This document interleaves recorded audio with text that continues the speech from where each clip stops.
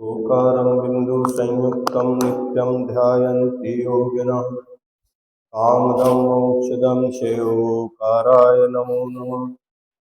अविरलसद्विघ्नव्या प्रक्षालति सकलभूतलमविकलङ्का मुनिभृपाशतीर्था सरस्वती हरतनो दुरितान् अज्ञानतिमिरान्धना ज्ञानाञ्जनशलाकया चक्षुरुन्मीलितं तस्मै श्रीगुरुभे नमः। परं गुरुभे नमः परम्पराचार्यगुरुभे नमः।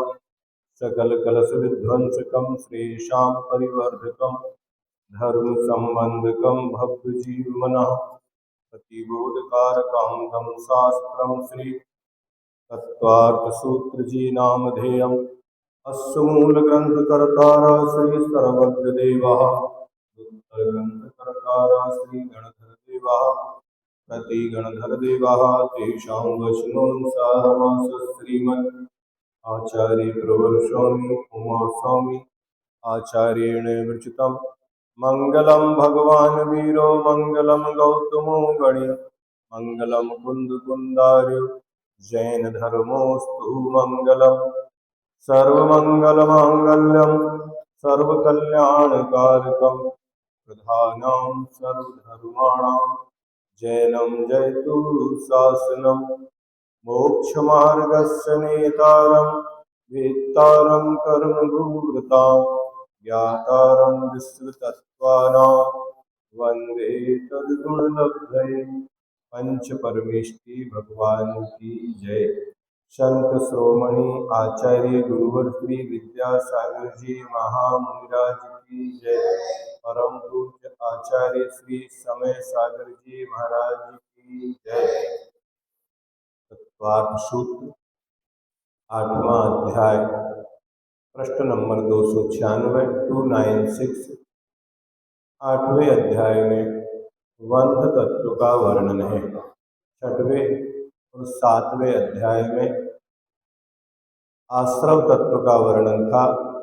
सम्यक दर्शन के विषयभूत 7 तत्वों में से अभी 7वें अध्याय तक जीव, अजीव और आश्रव तत्व का वर्णन किया। अब बंध तत्व का निरूपण करते हैं। बंध के 2 भेद हैं, भावबंध और द्रव्यबंध। इस अध्याय के पहले 2 सूत्रों में जीव के भावबंध का और स्वभावबंध के निमित्त पाकर होने वाले द्रव्य कर्म के बंध का वर्णन किया है। पहले जो 2 सूत्र हैं, जो भावबंध है, वो भावबंध कारण है और द्रव्यबंध उसका कार्य है। इसके बाद के सूत्रों में बंध के जो भेद, प्रकृति, प्रदेश, स्थिति और अनुभाग बंध का वर्णन आएगा। इस प्रकार इस 8वें अध्याय में संपूर्ण बंध का ही वर्णन है और यह वर्णन लगभग 26 सूत्रों में किया गया। कितने में? 26 सूत्र इसमें है, जिनमें कि बंध का वर्णन है। देखने में अध्याय छोटा लगता है कि 26 ही सूत्र है, लेकिन 26 होते हुए भी इनमें पूरा कर्म कांड समाया हुआ है कि किस प्रकार से कर्म की कौन कौन सी प्रकृतियां होती हैं, कौन जीव बंध करता है, किन जीवों के लिए बंध होता है और वे भाव कौन से हैं जो जीव के लिए बंध में कारण होते हैं। तो यहाँ पर बंध के कारण मिथ्या दर्शनावृत्ति प्रमाद कषाय योगा बंध हेतुः। मिथ्या दर्शनावृत्ति प्रमाद कषाय योगा बंध हेतुः।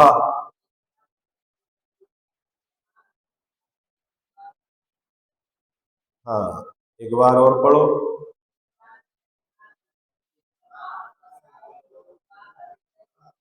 मिथ्या दर्शन, अवृत्ति, प्रमाद, कषाय और योग, ये 5 बंध के कारण हैं। अब इन 5 के भी अनेक भेद आगे जाके हो जाएंगे। तो मूल कारण कितने गिनाए? 5। अब उनके उत्तर भेद आगे आएंगे। मिथ्या दर्शन किसे कहते हैं? तो जीव के जैसा श्रद्धान है वैसा पदार्थ का स्वरूप ना हो, और जैसा पदार्थ का स्वरूप ना हो वैसा ये माने, उसे मिथ्या दर्शन कहते हैं। अर्थात जीव के जैसा श्रद्धान है, श्रद्धान कुछ और ही है, अर्थात शरीर को ही आत्मा मान लेता है और आत्मा को शरीर मानता है। तो जीव के जैसा श्रद्धान है वैसा पदार्थ का स्वरूप ना हो। जीव का स्वरूप अलग है और पुद्गल का स्वरूप अलग है, लेकिन वह जीव को पुद्गल का स्वरूप मानता है और पुद्गल को जीव का स्वरूप मानता है। वैसा ये माने तो उसे क्या कहेंगे? मिथ्या दर्शन कहते हैं। यह जीव स्वयं जिस प्रकार है उसी प्रकार अपने को नहीं मानता, किंतु जैसा नहीं है वैसा मानता है। अपन जैसे है वैसा तो मानते नहीं है, और जैसे मानते हैं वैसा वो है नहीं। तो मिथ्या दर्शन है। जो व्याख्या करते अपन अनायतन आदि की, ये तो मात्र एक कुंडाल सर्पणी देन में ही घटता है। जो गृहीत मिथ्यात है ये कहाँ घटता है? एक कुंडाल सर्पणी दे ही। लेकिन ये जो परिभाषा है ये त्रैकालिक परिभाषा है। अगृहित जो मिथ्यात्व है इस जीव के भावों में अनादि काल से ऐसी मानसिकता समाई हुई है। वो भले ही चाहे नित्य निबोध में भी रहकर आया हो, तो भी कहाँ से सीखा, किसने सिखाया?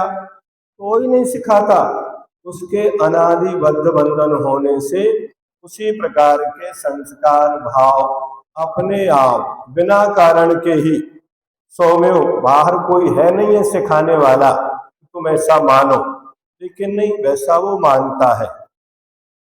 जीव स्वयं अमूर्तिक प्रदेशों का पुंज, प्रसिद्ध ज्ञानादि गुणों का धारक, अनादि निधन वस्तु है तथा शरीर मूर्तिक पुद्गल द्रव्यों का पिंड, प्रसिद्ध ज्ञानादि गुणों से रति नवीन हो।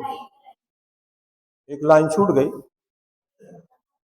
प्रसिद्ध ज्ञानादि गुणों का धारक अनादि निधन वस्तु है तथा शरीर मूर्तिक पुद्गल द्रव्यों का पिंड और प्रसिद्ध ज्ञानादि गुणों से रहित है ना, ये रति लिखा है ना, तो यहाँ ज्ञानादि गुणों से रहित हो जिसका संयोग हुआ है, ऐसे यह शरीर आदि पुद्गल जो कि स्व से भिन्न पर है, इन दोनों के संयोग रूप मनुष्य त्रियंच आदि अनेक प्रकार की अवस्थाएं होती हैं। उनमें यह मूल जीव निजत्व धारण कर रहा है, स्वपर का भेद नहीं कर सकता। जिस पर्याय को प्राप्त हुआ है उसे ही निज रूप से मानता है। ये पर्याय की एक ऐसी प्रत्याशक्ति होती है कि जहाँ जिस पर्याय में जीव उत्पन्न हो जाता है, एक अंतर मुहूर्त पहले यहाँ भावलिंगी संत मुनि महाराज है, और एक अंतर मुहूर्त बाद देवों में जाके उत्पन्न हो गए, अथवा यहाँ वह सुकौशल की माँ थी और वहां सिंगनी की पर्याय में उत्पन्न हो गई। तो जो जीव जिस पर्याय में जाता है उसी पर्याय के योग उसके परिणाम होने लगते हैं, वैसा ही करने लगता है। जैसे सामान्य से यहाँ जो कोई पुरुष पर्याय में उत्पन्न हुए हैं, उनमें बचपन से अगर वो खेल भी खेलेंगे तो किसके खेलेंगे? पुरुषों के ही खेलेंगे। और यदि कोई बालिका है तो वह स्त्री पर्याय के ही सारे चरित्र वहां खेल में भी उसी प्रकार खेलेगी। क्यों? क्योंकि जो जिस पर्याय में जिस शरीर में जैसे उत्पन्न हुए हैं वहां एक कोई विवेक नहीं है कि आत्मा ना स्त्री है ना पुरुष है, ना नपुंसक है, ना देव है, ना मनुष्य है, ना त्रियंच है। वहां तो जिस पर्याय में जाता है, जिस स्थान पे जाता है, जिस कुल में जाता है, उसी को अपना सर्वस्व मानकर पूरा व्यवहार करता है। भले ही जीवन का एक दिन भी शेष ना बचा हो, फिर भी तैयारी कैसी करता है कि ऐसे मुझे यहाँ अनंत काल तक यहीं रहना है, कहीं जाना ही नहीं है। यही सब मेरे अगले भव में भी यही सब परिवारजन मिलेंगे, मकान भी यही मिलेगा, आभूषण भी यही मिलेंगे, गाड़ी भी यही मिलेगी। ये क्या है? उस पर्याय में इसी प्रकार रच पच जाता है, वो अन्यत्र कहीं जाना ही नहीं चाहता।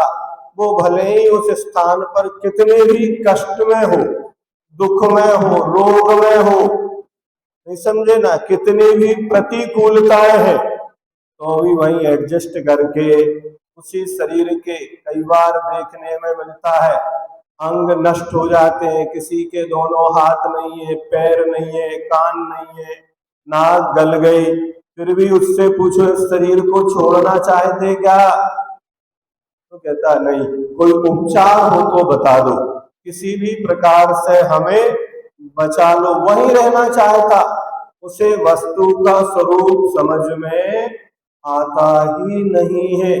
जबकि अपन पढ़ते हैं, सुनते हैं, देखते हैं, फिर भी अंतरंग से पूछो, मुख से भले ही कहेगा, लेकिन भीतर भाव क्या होगा? अभी और जीना चाहता है और वहीं रहना चाहता है। इस पर्याय में जो ज्ञान आदि गुण हैं, वे तो निज के गुण हैं। जो रागादि भाव होते हैं, वे विकारी भाव हैं, तथा जो वर्णादिक हैं, वे निज के गुण नहीं, किंतु शरीर आदिक पुद्गल के गुण हैं। और शरीर आदिक में भी वर्णादिक का तथा परमाणुओं का परिवर्तन पृथक पृथक रूप से होता है। वे सब पुद्गल की अवस्थाएं हैं। अपन अगर किसी ठोस लोहे के पिंड को भी देखेंगे ना, तो उसमें भी होल दिखेगा। आज वैज्ञानिक इसको स्वीकार कर रहा है, क्योंकि उसमें प्रतिपल परिवर्तन हो रहा है। वे एक एक परमाणु जिस पिंड में है, ठोस दिख रहे हैं, वो परिवर्तित हो रहे कि नहीं हो रहे?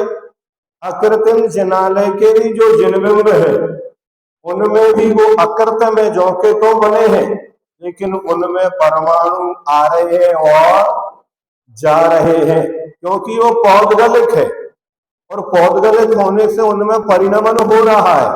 अपने को स्थूल रूप से पकड़ में नहीं आ रहा कि उसमें कोई परिवर्तन है, लेकिन वास्तव में उनमें परिवर्तन हो रहा है कि नहीं हो रहा? अगर उसमें परिवर्तन ना हो तो वो द्रव्य ही नहीं कहलाएगा।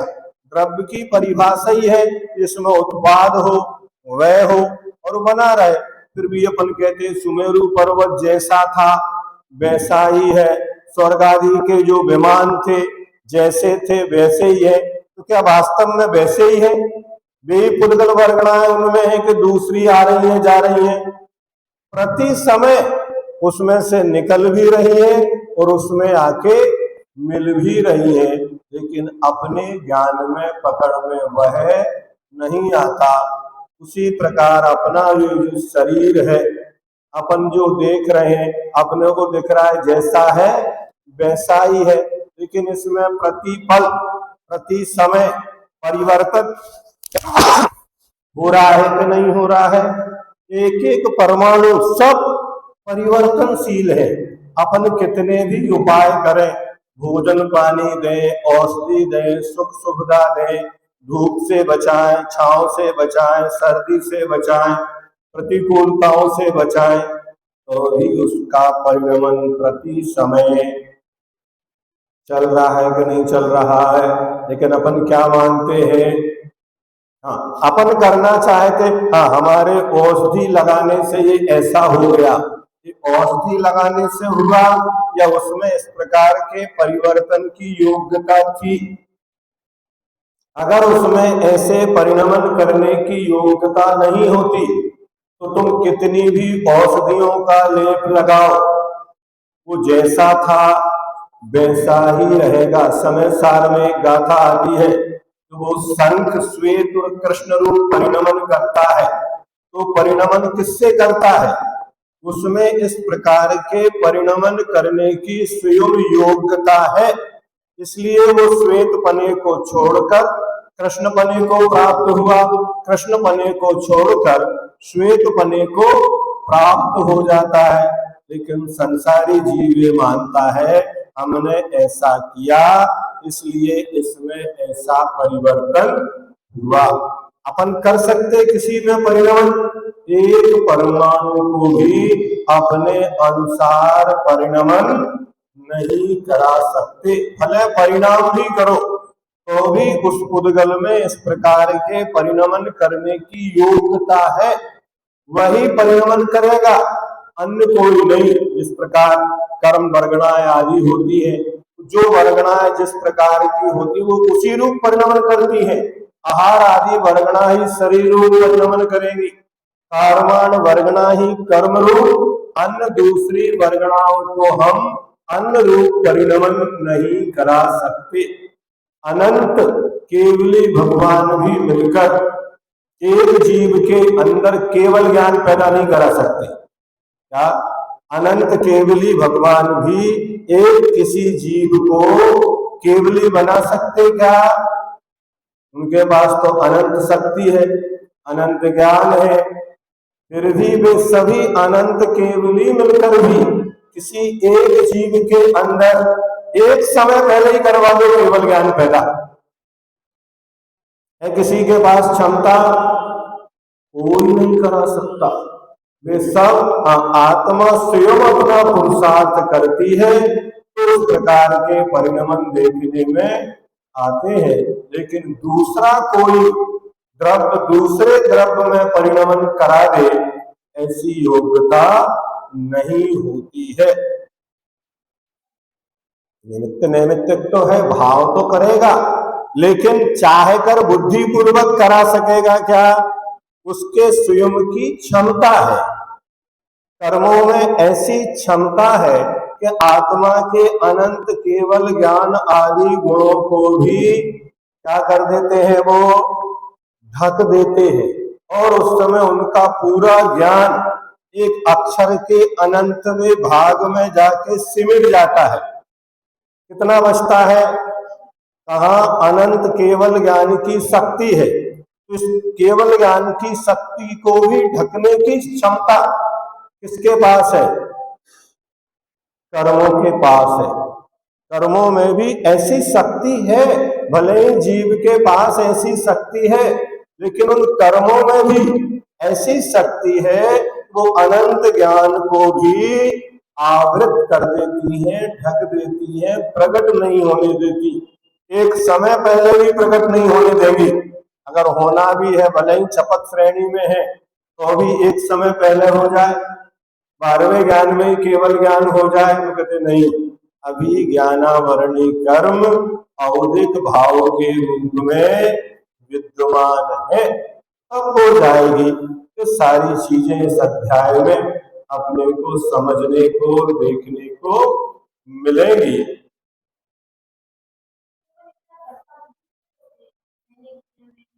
ये प्रारंभिक अवस्था में होती है।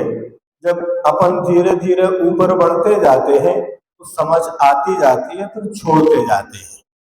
छोटे छोटे बालक होते हैं तो उन्हें कुछ भी मिल जाए, कांच के कंचे भी मिल जाए, उनको बड़े अच्छे से वो संभाल के रखते हैं, उससे खेलना सीखते हैं। वो व्यर्थ नहीं जाती वो मेहनत उनकी। लेकिन जब धीरे धीरे बड़े होते जाते हैं, उन वस्तुओं को छोड़ते जाते हैं, नई चीज लेते जाते हैं। ऐसे ही कोई विद्यार्थी जाता है तो पहले इतनी मेहनत करता है पहली कक्षा से, लेकिन धीरे धीरे जब आगे बढ़ता है तो उन पुस्तकों को अलमारी में रखता जाता है, फिर नए ज्ञान की खोज में जाता है। तो लेकिन वो उनका जो ज्ञान उस समय प्राप्त किया था वो व्यर्थ है क्या? नहीं, वो उनके लिए न्यू का काम करता है, उसके द्वारा वो आगे बढ़ते हैं। ऐसे ही अपन भी प्रारंभिक अवस्था में ये सब करते हैं।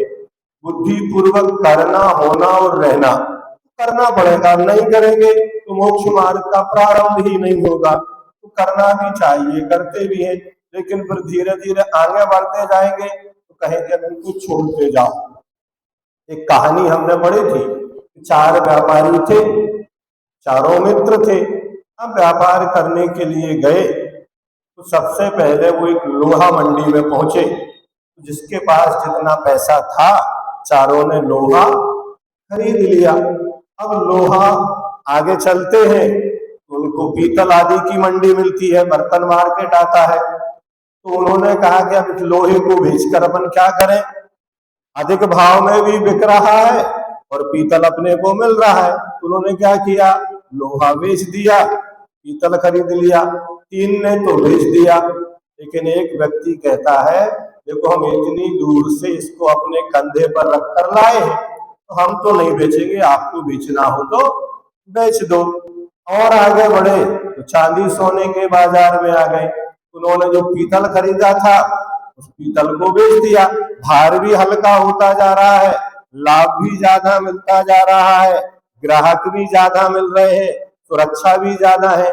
उन्होंने चांदी सोना खरीद लिया।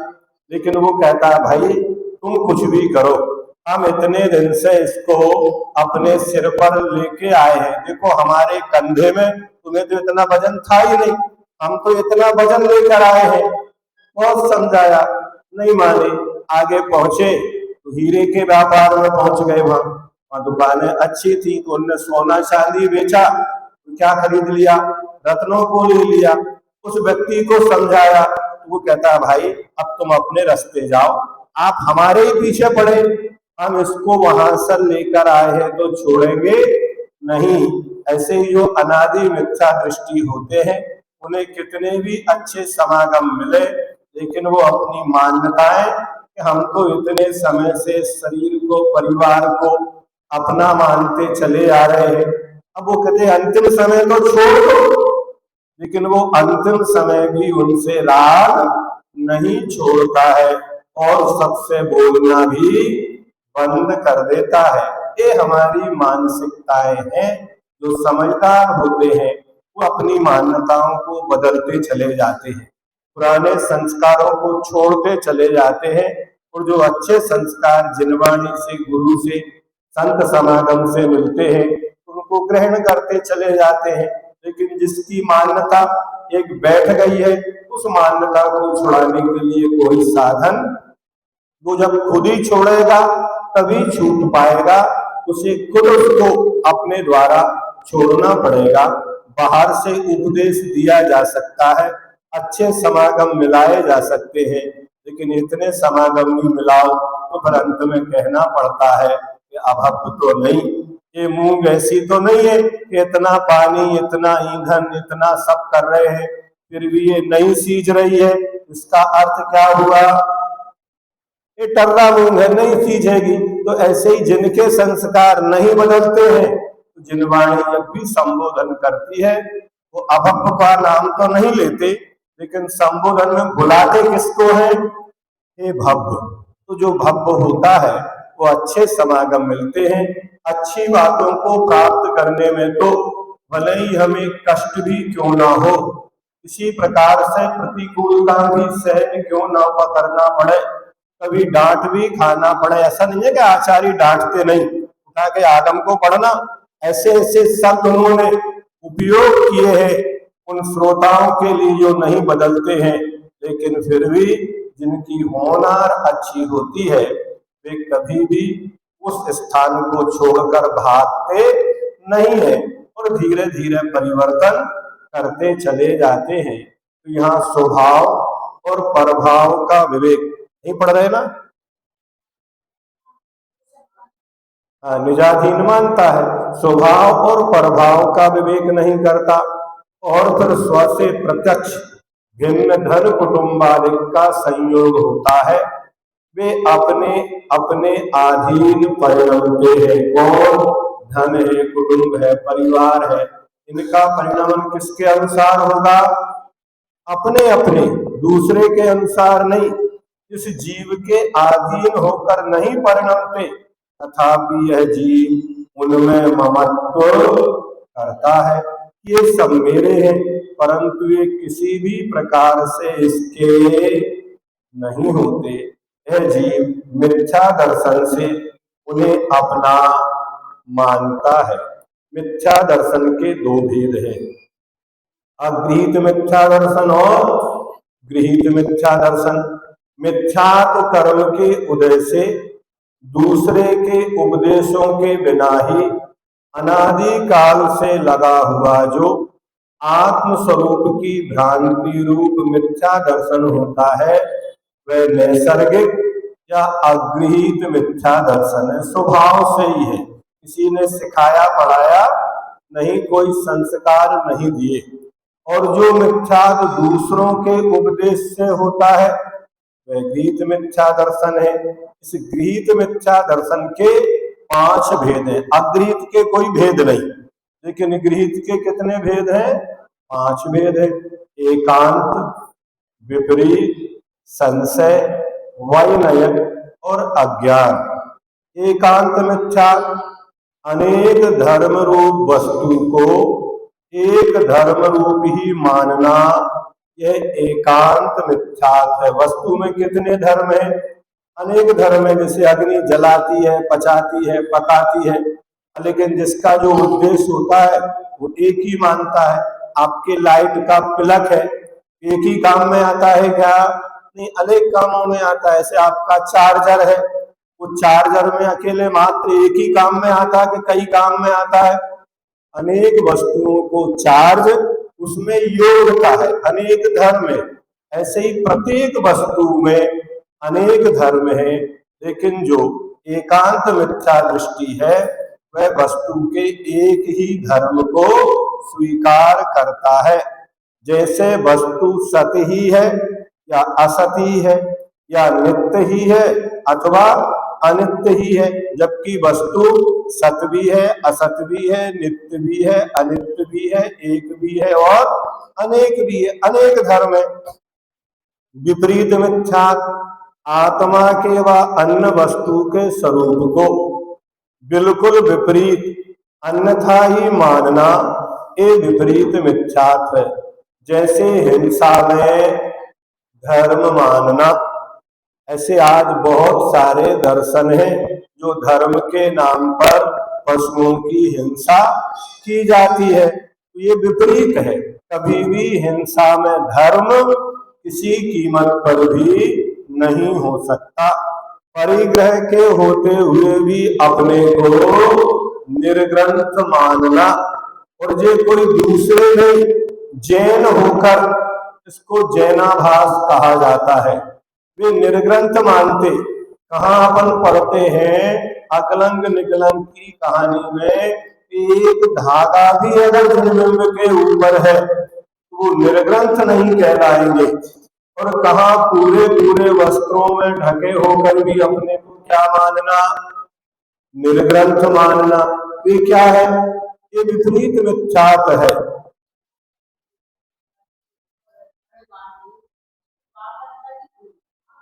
उन्हें ना पुण्य लगता ना पाप लगता, लेकिन तुम मानोगे तो तुम्हें जरूर लगेगा। ध्यान रखो, जो सिद्धांत जहां जिसके लिए है उसमें ही लागू करना चाहिए। जैसे आपके यहाँ कहा कि रात्रि भोजन पाप है, तो वो जैनों के लिए ही पाप है, इतना मानना। जब भी कोई चर्चा करो किसके लिए है, क्योंकि उनने तो जाना ही नहीं है, उनके हाथों है, वे तो दिन भर उपवास करके भी रात्रि में पालना करते हैं, तो वे तो उसको धर्म मान के ही करते हैं।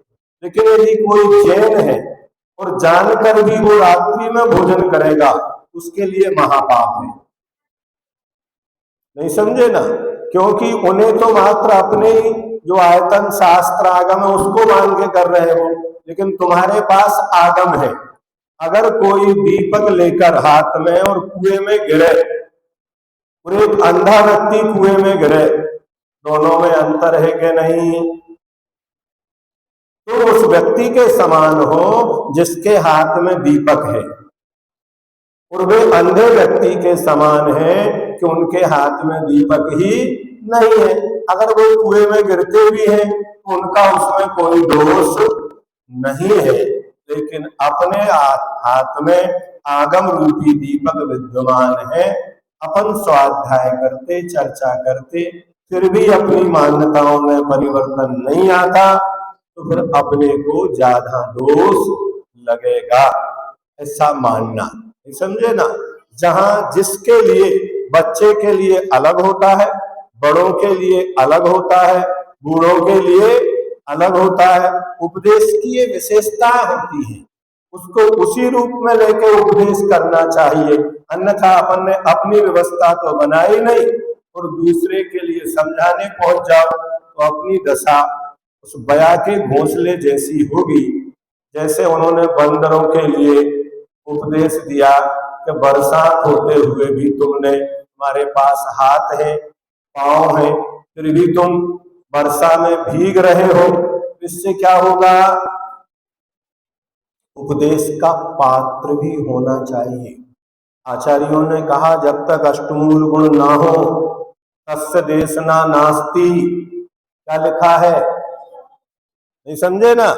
तस्य देशना नास्ति, उसके लिए कोई देशना नहीं है जो देशना के पात्र हो। क्योंकि 5 लब्धियों में पहली देशना लब्धि नहीं है। पहले क्षयोपशम, फिर विशुद्धि, फिर देशना।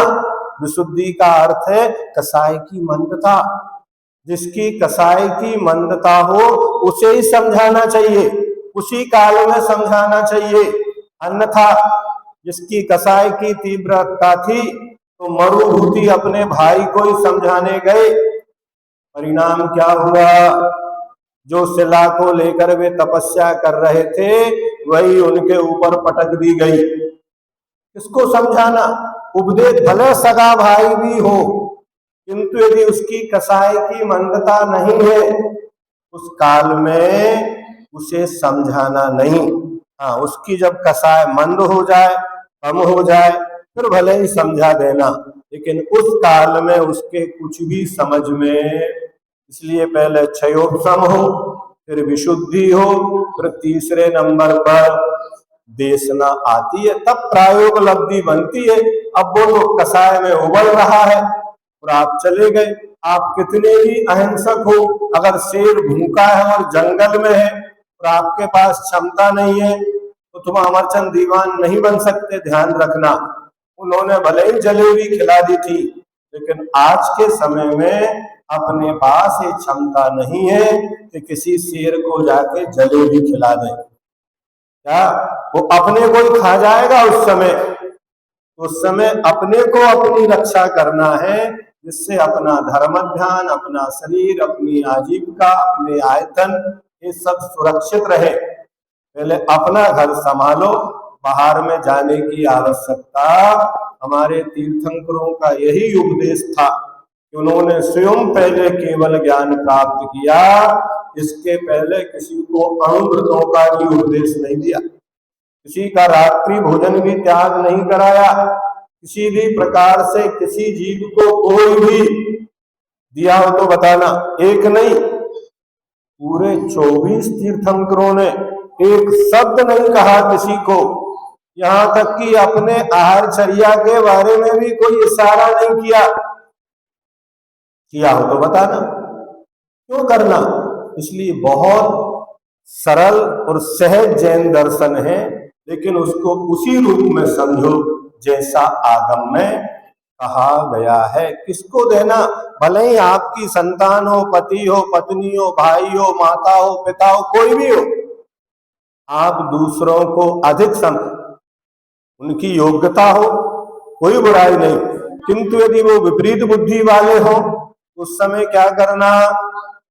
माध्यस्थ करो, कोई विरोध नहीं करो। रहना उसी घर में है, उसी समाज में, उसी राष्ट्र में है, परिवार में है, आप निकलो मत सबको ठीक करने के लिए। अपन यदि ठीक हो गए तो अपन में जब योग्यता बनेगी, क्योंकि जब सफलता मिलती है तब सब जय जयकार करते हैं, लेकिन जब संघर्ष में जीवन होता है तब कोई साथ नहीं देता है। संघर्ष अकेले करना पड़ता है, लेकिन जब सफल हो जाते हैं तो विरोधी भी आके माला पहनाते हैं, बधाई हो। अरे कल तक तो आप हमारे विरोध में प्रचार कर रहे थे, हमारे सारे अवगुण बना रहे थे, और आज क्या हो गया? अब आप विजयी हो गए ना, अब हमारा कर्तव्य है आपको माला पहना है। जब आप सफल हो जाएंगे फिर वही जो आपका विरोध करने वाले हैं वही जय जयकार भी करेंगे। अपने आप पर भरोसा रखो। तो विपरीत मिथ्या आत्मा के व अन्य वस्तु के स्वरूप को बिल्कुल विपरीत अन्यथा ही मानना, ये विपरीत मिथ्यात है। जैसे हिंसा में धर्म मानना, परिग्रह के होते हुए अपने को क्या मानना, निर्ग्रंथ मानना, ये मिथ्यात है। अब आप कहते आप उनकी विनय करो, तो भैया मिथ्या दृष्टि की विनय सम्यक दृष्टि या चारित्रवान व्यक्ति नहीं, आपको तो कसाय है। कसाय नहीं है, ये आगम है, ये विवेक है, हम किसके साथ कैसा व्यवहार करें। इसन गुणिसु प्रमोदम कहा है, मिथ्यात कोई गुण नहीं है। सम्यक दर्शन होगा, ज्ञान होगा, चारित्र होगा, उन गुणों के प्रति प्रमोद भाव आएगा।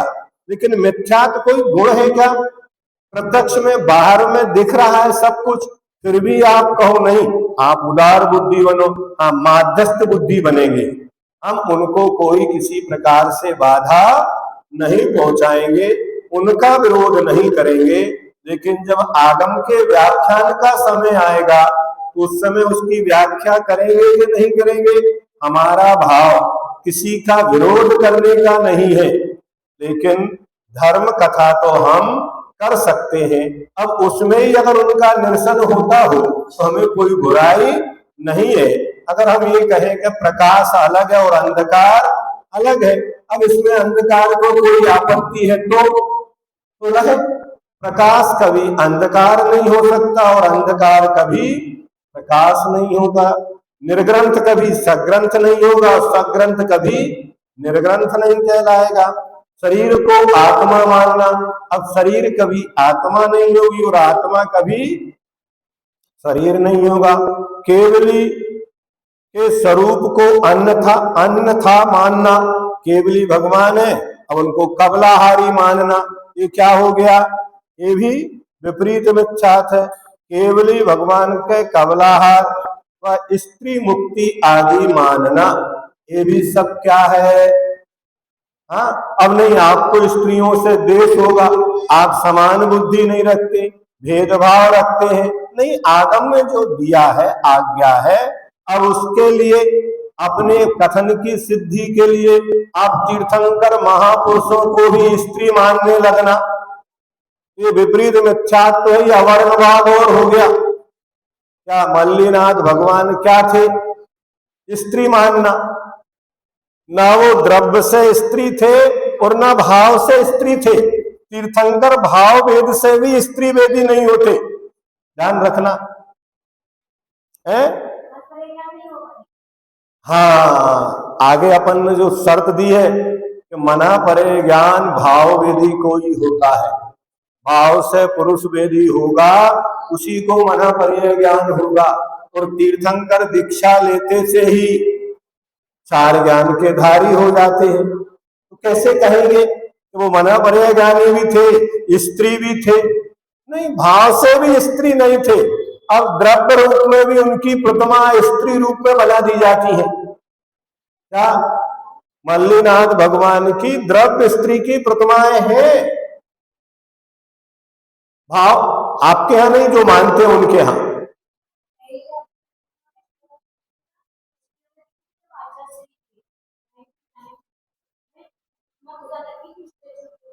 हाँ, स्टेचू रूप में या कहीं भी चित्र रूप में वो बनाते हैं, क्योंकि मल्लीनाथ को स्त्री मानते हैं। तो अकेले भाव से नहीं, द्रव्य से भी स्त्री की स्थापना कर देते हैं। ये सब विपरीत मिथ्यात है।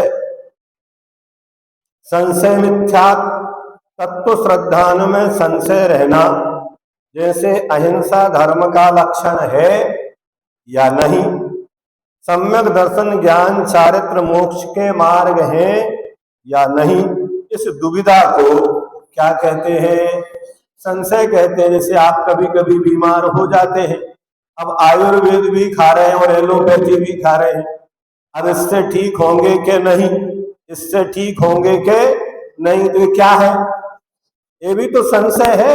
किसी एक मार्ग को नहीं चुनना, इसलिए दोनों में कर लो, ये भी कर लो और ये भी कर लो, किसी से तो ठीक हो ही जाएगा। वैनिक मिथ्या, सब देवताओं को, सब धर्मों को और सब साधुओं को समान मानना, ये क्या है? और फिर अपना एक उपाधि लगा लेते, हम तो समधर्मी हैं, हम सभी धर्मों को मानते हैं। सभी धर्मों के मानने से कल्याण नहीं होगा, कल्याण तो एक वीतराग मार्ग से ही होगा, अन्य किसी मार्ग से कल्याण नहीं होगा। लेकिन अपनी उदार वृत्ति दिखाकर, लोक व्यवहार दिखाकर सभी, किसी से द्वेष नहीं करना, इतना ध्यान रखना, जितने अपने अपने धर्मों को मानने वाले हैं वो माने, लेकिन हमारा आत्मधर्म अलग होता है, राष्ट्र धर्म अलग होता है। समंतभद्र स्वामी बाहर में इतने वेश धारण किए हैं, अलग अलग बौद्धों के गए, ब्राह्मणों के गए, मठों में गए, सब जगह गए, सब भोजन भक्षण किया, क्योंकि उस समय उनके पास कोई चारित्र नहीं था। लेकिन अंतरंग में श्रद्धा किसके प्रति थी? वीतराग के प्रति थी। वो बाहर से अलग भेष में होकर भी अंदर में किस रूप में है? सम्यक रूप में प्रभावना कर रहे हैं, उद्योतन कर रहे हैं, अपना परिचय दे रहे हैं वो अपने मुख से, मैं ऐसे ऐसे जगह गया, मैंने ऐसा ऐसा किया। लेकिन अंतरंग से उनसे पूछो तो कभी कभी परिस्थिति बस व्यक्तियों को बाहर से बहुत सारी क्रियाएं करना पड़ती हैं, लेकिन ये श्रद्धान जो है बाहर की वस्तु नहीं, अंतरंग की वस्तु है। बाहर से वो आपको अलग प्रकार की क्रियाएं करता हुआ भी दिख सकता है, लेकिन अंतरंग में जब उसको पूछेंगे, इसलिए समाज धर्म अलग होता है, राष्ट्र धर्म अलग होता है और आत्म धर्म अलग होता है। अगर इनमें बैलेंस नहीं बनाएंगे तो आपकी समाज की, राष्ट्र की, परिवार की व्यवस्थाएं बिगड़ जाएंगी। उनसे आपको भी काम लेना पड़ता है, तो आपको भी उनके काम में आना पड़ेगा। क्या? जब आपके साधुओं का व्यवहार होता है तो सभी समाज, धर्म, संप्रदाय वाले आपके साधुओं की स्थान देते हैं, नहीं समझे ना? तो कभी आप उनको आवश्यकता पड़े तो उसको आत्मधर्म न मानकर, समाज धर्म मानकर, व्यवस्था मानकर वहां साथ चलिए, और वहां आप उसी प्रकार, इससे आपके सम्यक्त में कोई दोष नहीं लगेगा। हम क्या बोल रहे हैं? इससे आपके, अगर आप उनसे लेते हैं, घोषणा करते हो माइकों से, घोषणा करते हो माइकों से, मंचों से, बोलो नहीं, आप लेते हैं, भले ना लो लेकिन बोलते हो, हमने देखा है। और बोलो, अगर लेते हो लेकिन ये पता लगा लेना कि उसके द्वारा कोई हिंसा में कार्य तो नहीं हो रहा। अगर कोई किसी को भोजन करा रहे हैं, गौशाला को पक्षियों को दे रहे हैं, किन्हीं रोगियों को दे रहे हैं, अस्पताल में दे रहे हैं, तो वहां आप दीजिए करुणा बुद्धि से। लेकिन जहां मिथ्यात्व की, दो चीज का ध्यान रखना किसी भी क्रिया में, एक मिथ्यात्व की पुष्टि ना हो और एक हिंसा ना हो। बाकी कोई भी क्रिया करें आपको कोई दोष नहीं है। क्या कहा? एक मिथ्यात्व और एक हिंसा, दो से बचना है। बाकी कोई क्रिया करते हैं उसमें कोई दोष नहीं होता है। आप कॉपी बांट रहे, पेन बांट रहे, वस्त्र बांट रहे, पारितोषिक दे रहे, कोई भी हो, दिया जाएगा, ऐसा तो नहीं है कि नहीं देंगे, देंगे। राज्य की व्यवस्थाएं अलग है, समाज की अलग है। अगर आपने अस्पताल खोला है तो आप देखकर इलाज करेंगे किसी का कि कौन है वो, नहीं, आप उसमें लिख देंगे कि हमारे इसके साथ में इस वस्तुओं का पथ्य में सेवन ना करें। इतना आप कर सकते हैं, नहीं समझे ना? लेकिन बहुत सारी चीजें, इसलिए आत्म कल्याण करना बहुत सरल है, परमार्थ में जीना बहुत सरल है, लेकिन व्यवहार में जीना पड़ता है। तो बहुत सारी हमारे सामने प्रति प्रश्न पैदा होते हैं। लेकिन कोई कर रहा है तो आप उस पर उंगली ना उठाएं, उसकी परिस्थिति को समझें कि उसके पास क्या नैतिक दायित्व है जिनके कारण उसे ऐसा करना पड़ रहा है। समझे ना, ऐसा होता है। अज्ञान मिथ्यात्व हित और अहित का विचार विवेक ना हो, वह अज्ञान मिथ्यात्व है। जैसे पशु वध में धर्म मानना, ये अज्ञानता है। यह जीव अनंत बार गृहीत मिथ्यात्व छोड़ छोड़कर द्रव्यलिंगी मुनि हुआ, अतिचार रहित महाव्रत बाह्य रूप से पाले, किंतु अगृहीत मिथ्यात्व न छूटने से इसका संसार परिभ्रमण बना ही रहा। द्रव्यलिंग तभी बनेगा कि बाहर से वो कोई गृहीत मिथ्यात्व को नहीं मानता। अगर गृहीत मिथ्यात्व को मानता है तो वो द्रव्यलिंगी भी नहीं कहलाएंगे। वो यहाँ तो पूरे अपने 28 मूल गुणों को निरतिचार पालन करता है, तभी नवग्रेविक आदि जाएगा। उसको ऐसा नहीं कि श्रद्धान नहीं है, श्रद्धान भी है, लेकिन फिर भी भावों में कुछ ऐसा भाव रहता है कि वह चाहते हुए भी छूटता नहीं है। इसने फिर गृहीत मिथ्यात्व ग्रहण कर लिया, अतः वास्तविक आत्म विकास के लिए अगृहीत मिथ्यात्व का त्याग अत्यंत आवश्यक है। त्र्यंच पर्याय में कोई गृहीत मिथ्यात्व नहीं होता। क्या त्र्यंच तो किसी भी देव को नहीं मानते, न सच्चे को न झूठे को, तो क्या वो सभी सम्यक दृष्टि हो जाएंगे?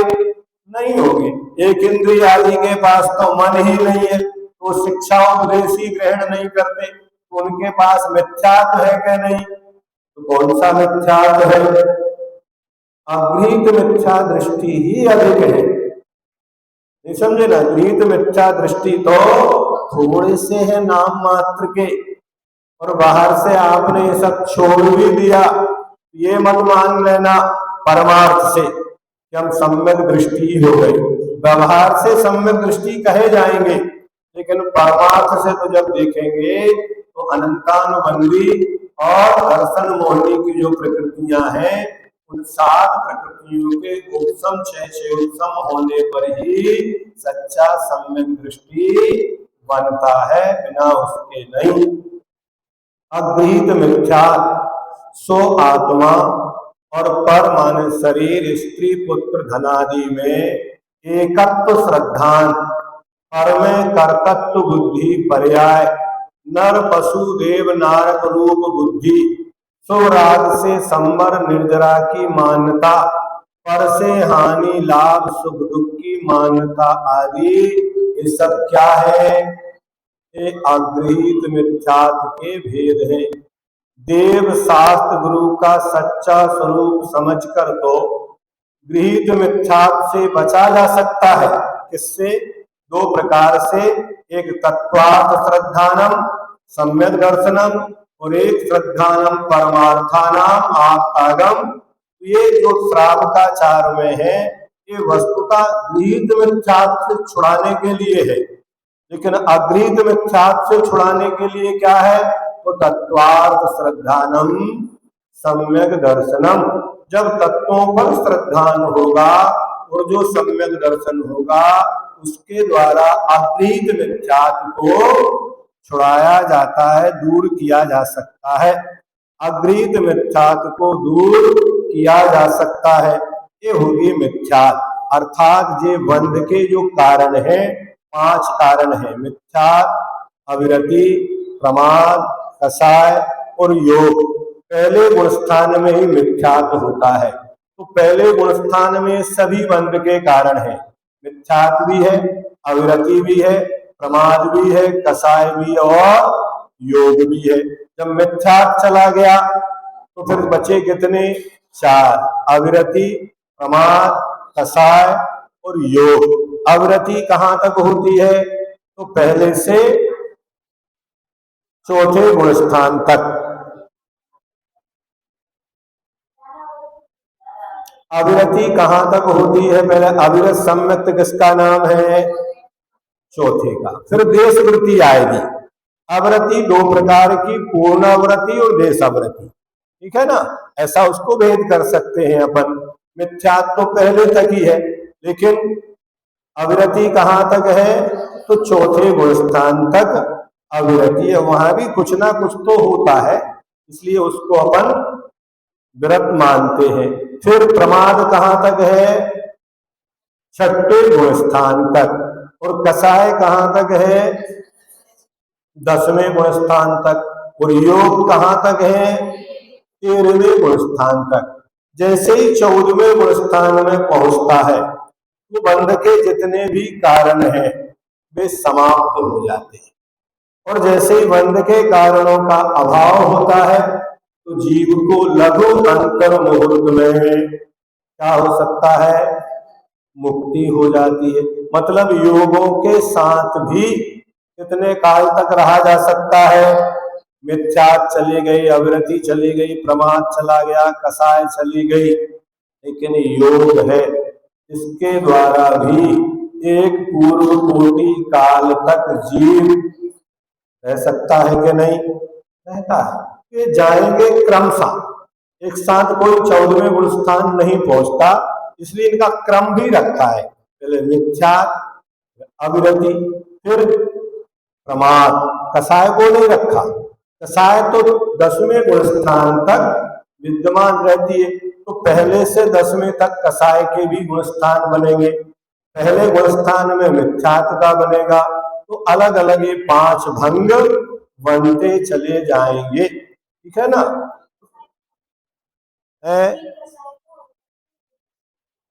हाँ, 3 कसाय अविरति में है। अप्रत्यख्यान, प्रत्यख्यान और अनंतानुबंधी, अप्रत्यख्यान और प्रत्यख्यान, ये 3 अविरति में। और संजुलन को सिर्फ कसाय नहीं रखा, ठीक है, ऐसे उसको रख लो। लेकिन वह संजुलन कसाय भी जब तक है तब तक भले प्रमाद नहीं है, लेकिन प्रमाद के साथ भी संजुलन रहती है और प्रमाद से रहित भी संजुलन होती है। इसलिए प्रमाद के साथ 6ठे गुण स्थान में है और आगे के गुण स्थान में संजुलन तो है, लेकिन क्या नहीं है? लेकिन उसके भी आगे वादर सांप्राय और सूक्ष्म सांप्राय, तो 9वें गुण स्थान तक उस कसाय को वादर कसाय कहा जाता है। 10वें गुण स्थान में जाके सूक्ष्म कसाय कहलाती है। ये सब मूल में भाव बंध के भेद है। कौन से बंध के? बंध 2 प्रकार का, एक द्रव्य बंध, एक भाव बंध। ये पांचों के पांचों जो है ये क्या है? भाव बंध के भेद है। मतलब ये बंध नहीं है, ये बंध में कारण है। इनके द्वारा ही कर्मों का बंध होता है। कार्य रूप जब भी परिणमन होगा तो इन 5 के द्वारा ही होगा। उनमें स्थिति अनुभाग कौन डालता है? तो कसाय तो स्थिति अनुभाग डालती है और योग प्रकृति और प्रदेश। तो बंध के आगे 4 भेद होंगे, प्रकृति, प्रदेश, स्थिति और अनुभाग। ये 4 बंध के भेद आएंगे। अविरति कितने प्रकार की है? तो पृथ्वी, जल, अग्नि, वायु, वनस्पति व त्रस, इन 6 काय के जीवों की हिंसा का त्याग नहीं करना। सो 6 प्रकार की काय अविरति है। और 5 इंद्रियों से, मन के विषयों से विरक्त नहीं होना, सो 6 विषय अविरति है। 2 पक्ष हो गए, एक इंद्रिय और मन और दूसरा 6 काय के जीवों से। इस प्रकार 12 प्रकार की अविरति है। जिसके मिथ्यात होता है उसके अविरति तो होती ही है, परंतु मिथ्यात छूट जाने पर भी वह अप्रत्यख्यानावरण और प्रत्यख्यानावरण के उदय समय तक रहती है। अविरति को असंयम भी कहते हैं। सम्यक दर्शन के बाद अप्रत्यक्षानावरण के अनुदय से, देश चारित्र हो जाने से एक देश क्या है, विरति होती है। इसमें त्रस्काय विषयक अविरति का अभाव होकर शेष 11 प्रकार की अविरति पाई जाती है। मात्र कितना, और त्रस में भी एक संकल्पी हिंसा का त्याग हुआ है। क्या एकमात्र किसका हुआ है, संकल्पी हिंसा। अभी आरंभ उद्योग और विरोधनी हिंसा का त्याग नहीं हुआ, उसे अणुव्रत कहते हैं। प्रत्यक्षानावरण का अनुदय और हो तो अविरति का पूर्ण अभाव होने से मुनि दशारूप महाव्रतो बिरले जीवों को ही प्राप्त होते हैं। इनकी संख्या भी बहुत कम होती है। अप्रमाद, अपने कर्तव्य में अनादर भाव को, कुशलेषु अनादरः इति प्रमादा, तो अपने जो कर्तव्य है उनमें अनादर भाव को, कर्तव्य क्या है, 6 आवश्यक है गृहस्थ के, मुनि महाराज के भी 6 आवश्यक है। अगर उन 6 आवश्यकों में अनादर बुद्धि है तो उसका नाम क्या है, प्रमाद। अथवा जो पुण्य की क्रियाएं हैं, कौन सी, पुण्य की जो क्रियाएं हैं उनको हे बुद्धि से करना, ये अनादर है, प्रमाद है। कुशलेषु, कुशल माने वो पुण्य की क्रियाएं, एक तरफ यहाँ कहा जा रहा है ये प्रमाद है, दूसरी तरफ पुण्य को हे दृष्टि से नहीं, पुण्य के फल को हे दृष्टि से देखने के लिए कहा, लेकिन पुण्य की क्रियाओं को उपादेय बुद्धि से करना चाहिए, अन्यथा वो प्रमाद कहलाएगा। जैसे आप भगवान की पूजन करते हैं तो कौन सी क्रिया है, ये सम्यक्त वर्धनी क्रिया है, पुण्य की क्रिया है।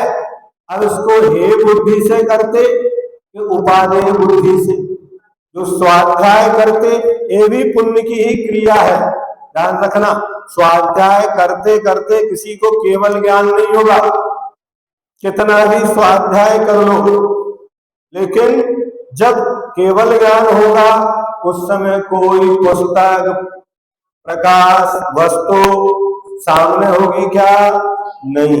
उसी प्रकार दान, सामायिक, अपने जो आवश्यक है, इन सबसे ऊपर उठेंगे तब कहीं जाकर आप कह पाएंगे। इसलिए पुण्य की क्रियाओं को किसी भी आगम में कहीं कोई पुण्य के प्रकृतियों को उदीर्णा कराने के निमित्त आगम में कहीं नहीं लिखे।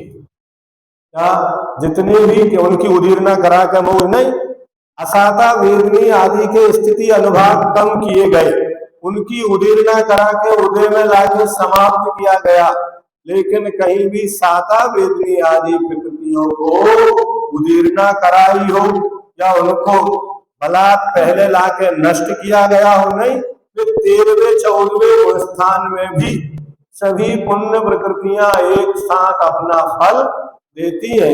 इसलिए प्रमाद यानी जो पुण्य बंध की क्रियाएं हैं उनमें अनादर बुद्धि रखना, ये क्या है, ये प्रमाद है। कुशलेषु अनादरा, ये अनंतानुबंधी चतुष्क आदि 12 कसायों के उदय में होता ही है। कहाँ होगा ये अनादर, 6ठे गुण स्थान तक, 6ठे से आगे नहीं। किंतु संजुलन कसाय के तीव्र उदय में भी जो 6ठे में है वो संजुलन के तीव्र उदय में होता है। यहाँ बंध का प्रमाद हेतु इसी अपेक्षा से कहा है। इसके 15 भेद भी है, स्त्री कथा, भोजन कथा, देश कथा और राज कथा। ये 4 विकथाएं, क्रोध मान माया और लोभ, ये 4 कसाएं, 5 इंद्रिय के विषय, निद्रा और स्नेह, ये 15 प्रकार के प्रमाद के भेद हैं।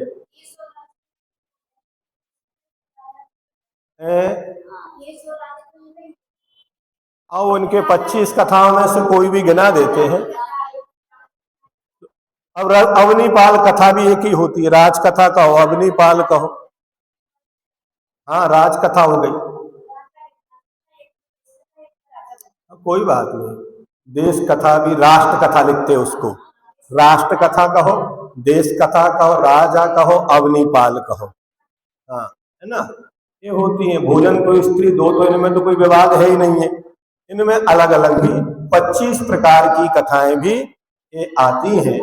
ऐसे इनके द्वारा भी कर्म का आश्रव होता है। शेष अपन कषाय और योग का वर्णन है वो कल पढ़ लेंगे, बचा एक पेज अभी बचा है ना, इसको अपन कल पढ़ेंगे।